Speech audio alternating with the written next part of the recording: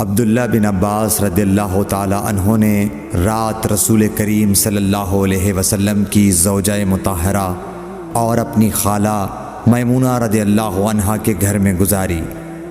وہ فرماتے ہیں کہ میں تکیے کے عرض یعنی گوشے کی طرف لیٹ گیا اور رسول کریم صلی اللہ علیہ وسلم اور آپ کی اہلیہ نے معمول کے مطابق تکیے کی لمبائی پر سر رکھ کر آرام فرمایا۔ رسول اللہ صلی اللہ علیہ وسلم سوتے رہے اور جب آدھی رات ہو گئی یا اس سے کچھ پہلے یا اس کے کچھ بعد آپ بیدار ہوئے اور اپنے ہاتھوں سے اپنی نیند کو دور کرنے کے لیے آنکھیں ملنے لگے۔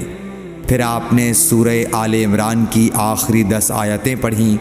پھر ایک مشکیزے کے پاس جو چھت میں لٹکا ہوا تھا آپ کھڑے ہو گئے اور اس سے وضو کیا، خوب اچھی طرح پھر کھڑے ہو کر نماز پڑھنے لگے۔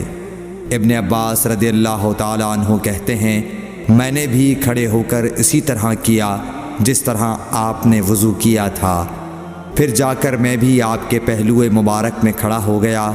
آپ نے اپنا داہنا ہاتھ میرے سر پر رکھا اور میرا دایاں کان پکڑ کر اسے مروڑنے لگے۔